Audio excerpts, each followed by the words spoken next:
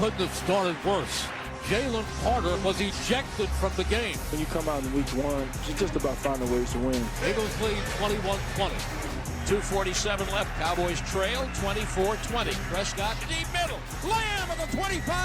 And the ball came out. It's so un-CD-like.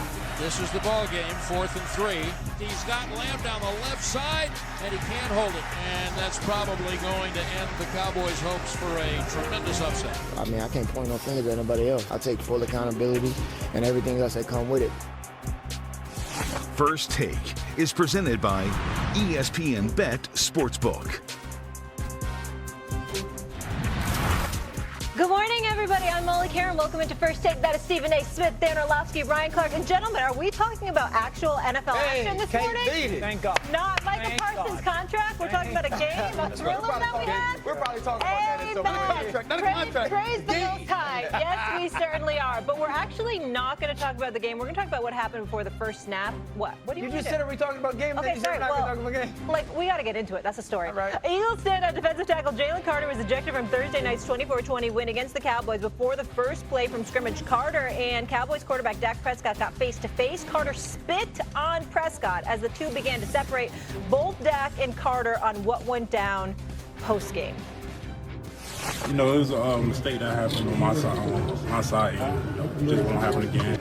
Just not being able to start the game, even finish the game, just but don't get it better. It won't happen again. I was just looking at him. I was right here by the two linemen, and guess I needed to spit, and I wasn't gonna spit on my lineman, and I just spit ahead. And he asked, or he goes, "You trying to spit on me?" And at that point, I mean, I felt like he was insulting me. Like I wouldn't spit on somebody. I'm damn sure not trying to spit on you. Like we're about to play a game. Ultimate sign of disrespect. Carter's ejection was the fastest by a player in an NFL game since 2005 when the Eagles' Jeremiah Trotter and Falcons' Kevin Mathis were ejected for fighting prior to kickoff. Stephen A., coming to you here first. Your reaction to what went down and Carter's ejection? Utterly disgusting. Utterly disgusting. It's inexcusable. And, you know, you Jalen Carter, first of all, he should have been ejected. Secondly, I think he should be suspended for at least one game. You don't spit on anybody. You don't spit on a man. That's number one. Number two. Or a woman. Of course. But I'm just talking about football players on the field, obviously. Obviously, then you think about it. Who's the most protected football player on the field? It's the quarterback. You spit on Dak Prescott? You don't think somebody's going to see that? Just the dumbest possible thing. And if you're Jalen Carter, I want to look in the camera. I want one of my ISO shots. Let me be Stephen A. here. Let me say this to Jalen Carter. Remember that car crash incident that you got into in 2023? That ultimately led to you falling to the 9th pick in the NFL draft when you were projected as the #1 overall pick. Nobody thought about that until last night. Because you fell because of your off-field behavior. People didn't trust you. Now you come on the field and you conduct yourself like that and you listen to radio driving in. And what are people talking about? Well, this was a problem. And, you know, obviously this is an on-field incident. This has nothing to do with the car crash that happened in 2023. I'm just using it to remind these guys what you do and how you act stays with you. I don't want to be up here talking about this morning. I don't want this kid's career compromised. I don't want his reputation tainted. I don't want him smeared. But when you spit on a man, when you spit on him on the football field, when you spit on a quarterback and you get yourself ejected before the game, Dak Prescott wasn't sacked once last night. We didn't anticipate that was going to happen, but it happened because you were out there. You weren't out there, and the Philadelphia Eagles had to adjust to life without their best defensive player. You thought about yourself. You didn't think about your teammates at all. It was stupid. You walked off the field with a smile on your face. What the hell is smiling about? What the hell was there to smile about? It was stupid. It was immature. And as far as I'm concerned, not only does he deserve a rejection, he deserves a suspension because of that. Because you got to send a message of you, the league. We ain't tolerating this kind of nonsense. Yeah, I completely agree. It's inexcusable. And it's inexcusable in so many different ways, in the ones that Stephen A. pointed out, but it's also inexcusable you let your team down.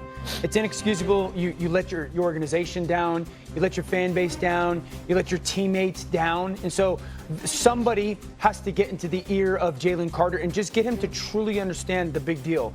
One, you're playing for about $180 to $200 million.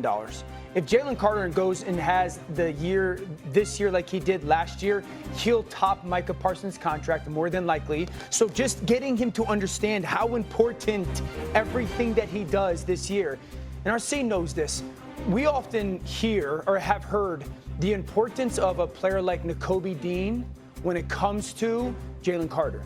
And everybody at Georgia would intimate it, and then people even in Philadelphia would intimate. Nakobe Dean would just get him to understand how he acted, impacted the perception, the leadership that he would display, how he would get him to focus on the job and make sure that he wasn't off the field distracted and Nakobe Dean wasn't there because of the injury. And so I think it's paramount. I agree that there's going to be more than likely a suspension. I think there should be. But just people in that locker room really using this as an example of Jalen. No, like Jalen, you're too important of a player, and also you have too big of a future in the generational wealth impact that he can have if he's not making those ridiculous decisions. Yeah, and that's the thing too. That's the decision, right? It's not a mistake when you spit on a human, right? What you're telling another human when you spit on them is you're not worth my discretion. You're not worth my respect. You're not worth my compassion. Like that is saying to someone else, you're the lowest of the low, right? When I'm walking outside, I don't spit on the ground, right? Because I have a level of respect for the people around me. So to look at a man in his face and do that, it's not only disgusting, right? But it's a level of stupidity that can't even be fathomed, because here you are, one of the best players in the entire league. It's the first game of the season. You're the defending Super Bowl champs. You're standing across from not only America's team, but America's quarterback, in the sense that Dak Prescott is the highest paid player in NFL history. The entire world is watching this game. And the reason they're watching this game is because they've all been told on First Take and on Get Up and on NFL Live that the defensive tackle for the Philadelphia Eagles is going to wreck this game. Instead, the Dallas Cowboys changed their entire playbook, their entire idea and game plan of what they were going to do, because you were too stupid to control yourself. And it's not a situation where Dak Prescott did anything to you. This was you not respecting yourself, not respecting your teammates enough to make good decisions. And I don't know what the NFL does going forward, but an example does need to be made. And if you're Jalen Carter, and what Stephen A is saying is correct in this sense, the way you present as a human gets you paid just as much as what the film says. That's and right. Jalen Carter has to be somebody that can be relied upon, that can be responsible, and now going forward.